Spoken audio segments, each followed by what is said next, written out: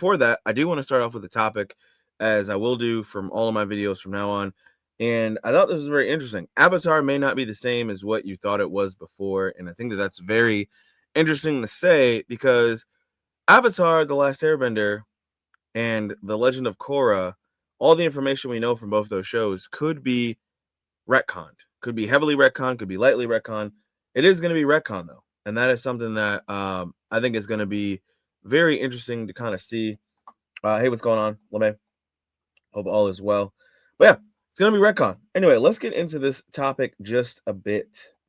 So, as you guys can see, original Avatar The Last Airbender creators reveal Nightmare franchise reality. I think that whenever you're going to be doing any sort of franchise, whenever you're going to be doing any sort of series or show, just like I'm doing here with Penguin Boy, I think that you are going to get a lot of retcons. You're going to get a lot of things that you can do. Now, there's a good way to retcon, and there's a bad way to retcon. And I think a lot of people don't know how to retcon. They kind of just make changes, and that creates plot holes in your stories. And so, yeah, let's kind of get into this a little bit. Read a few different things. During a special appearance on the Avatar Braving the Elements podcast, hosted by stars Janet Varney, who did voice Korra, and Dante Bosco, who did the voice of Zuko, creators Mike DiMartino and Brian Konietzko discussed the reality of how painful the process of creating new characters for the franchise can be. I think when you have a franchise as big as Avatar, in period, both Korra and Last Airbender, retconning is always going to be a part of the game. It's always going to be a part of the discussion. It's not something that's easy to do, but it is something that is going to be very annoying. I think where characters are trying to like you kind of want stories and you kind of want characters to kind of mesh well, but then you kind of think of better things. I think there were some things that could have been done cool for Korra. Like I do enjoy Korra's character in certain aspects, but there's a lot of it where it's written improperly. I do think we did need Avatar 1 eventually, but it didn't need to go as in detail as it did. I think when you start putting a beginning on things, that's when you start having these plot holes and other things. But, that was having Avatar 1, it feels like was and wasn't a retcon at the same time, but that's just my opinion. Let's continue. Avatar Last Airbender creators reveal why they might just retcon it for new projects. Now, as we can see here, we have Adult Aang. We have I can't remember her name, but definitely you have Avatar Roku. You have all the different avatars before him. Just a long lineage of avatars. As you can see, it's kind of going down. I think that's kind of cool. But anyway, while the potential issue presented by having so many past avatars already vaguely defined are apparent, Konietzko did offer that should any of these characters not fit in future entries in the franchise, the creators would likely just retcon it. Now, when you have established characters who look like this, established things that look like this, where you've had somebody painstakingly design all these characters, I think that it's apparent enough to say, or it's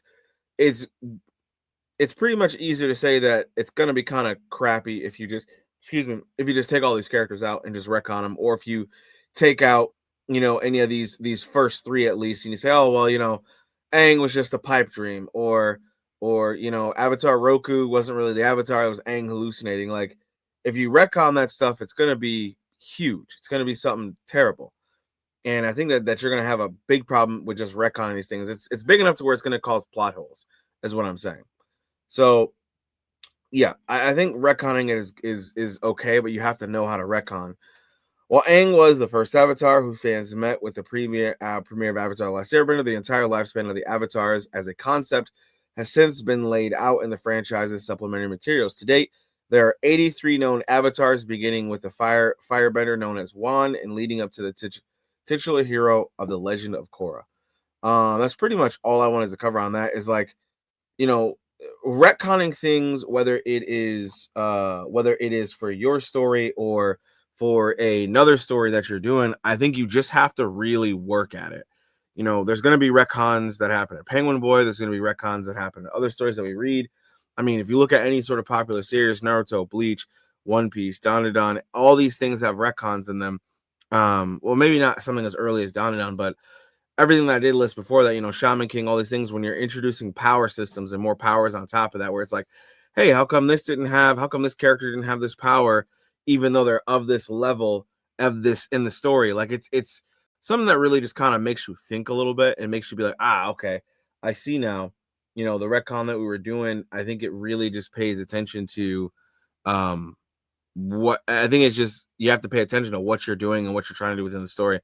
Other than that, I mean, you guys tell me what you think down below in the comments. I definitely want to know your thoughts on this because Avatar has played a lot of important parts in a lot of people's future, a lot of people's times and stuff like that. So let me know your thoughts down below because if they do end up retconning things, I think that would be pretty crazy. So yeah, it's really just kind of funky how that happened. And I wish I could play the video, but I didn't have enough time to really go to the podcast. But yeah, you can go hear this at Avatar Braving the Elements podcast, voiced by Jeanette Varney, who played Korra, and Dante Bosco, who did Zuko. Those two have a podcast together where they do that, and that's kind of where I heard it from when I was looking things up on it. But yeah, that's pretty much it.